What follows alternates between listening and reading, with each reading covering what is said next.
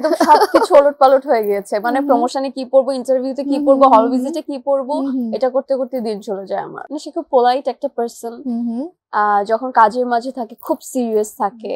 আমার আসলে হয়েছে কি, তোমার এই 2 বছর বাদে যতগুলো ঈদ দিয়েছে, আমি সব সময় ঈদের ফার্স্ট ডেতে এটা পড়বো, সেকেন্ড ডেতে এটা পড়বো, থার্ড ডেতে এটা পড়বো, এরকম করে পুরো প্ল্যানিং থাকতো এবং আগে থেকে আমি শপিং করে রাখতাম ঈদে।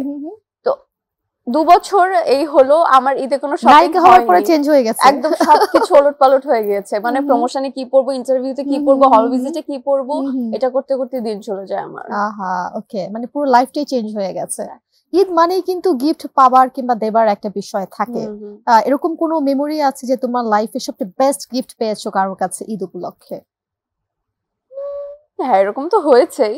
সেই গিফটটা কি ছিল? শাড়ি ছিল। ওয়াও, দারুণ। ওকে, আমরা তো জেনেছি আসলে কোন সিনেমাটা তুমি প্রথম দেখছো।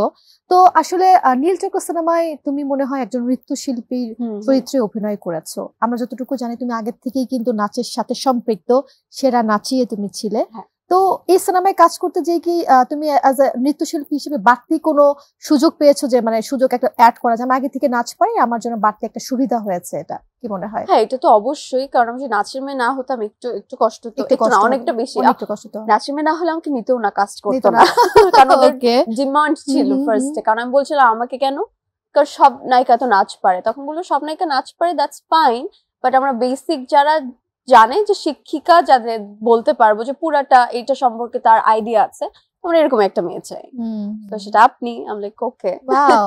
আচ্ছা, তো এই রাইমার চরিত্রে অভিনয়ের জন্য শারীরিক কিংবা মানসিক ভাবে কি বাড়তি কোনো প্রস্তুতির দরকার ছিল নাকি? না, প্রস্তুতি তো অবশ্যই দরকার হয় প্রত্যেকটা ক্যারেক্টার নিজের মধ্যে আনার জন্য, কিন্তু আমার অতটা কষ্ট হয়নি, কারণ এইদিকে নৃত্যশিল্পী আমার সাথে ম্যাচ করে যায়, এদিকে এই জেনারেশনের একটা মিডল ক্লাস ফ্যামিলির মেয়ে, সেটাও আমার রপ্ত করতে বেশি একটা সময় লাগেনি, তো আমার কাছে একটু ইজি লেগেছে। যেহেতু এই জেনারেশনের, সেটা তোমার সাথে অ্যাডজাস্ট করতে জিনিসটা সুবিধা হয়েছে, এবং আমরা সবাই জানি, এবং আরিফিন শুভ ক্রাশ তোমার, এটা আমরা সবাই জানি, এবং তার সাথে তুমি অভিনয় করেছো। যদি বলে অ্যাজ এ কো আর্টিস্ট কতখানি সে হেল্পফুল ছিল, কিংবা কাজ করতে যে কেমন লেগেছে, অভিজ্ঞতা কেমন ছিল? আমার কাছে খুব ভালো লেগেছে, মানে সে খুব পোলাইট একটা পার্সন, যখন কাজের মাঝে থাকে খুব সিরিয়াস থাকে, বকাঝকাও করে প্রচুর পরিমাণে, আমাকে না অন্যদের, এটা কিভাবে হলো, এটা কেন হচ্ছে না, এটা আরো ভালো করে করতে হবে, মানে একটু রুডলি।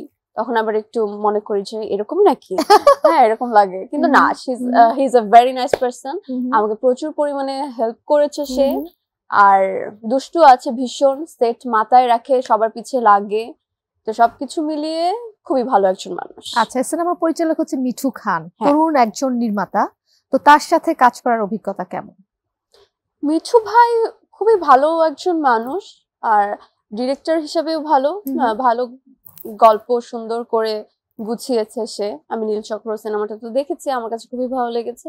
আমার মনে হয় সামনে তার আরো সিনেমা করা উচিত, যেহেতু সে নীলচক্র তার দ্বিতীয় ফিল্ম, আর সবকিছু মিলে ঠিকঠাক, আমাকে কোনো রকম অসুবিধা হচ্ছে এরকম কখনো আমার অনুভূতি হয়নি।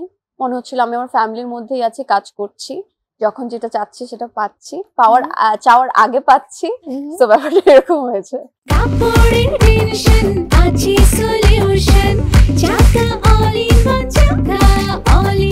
কাপড় ধোয়ার একটাই সলিউশন, চাকা অল ইন ওয়ান।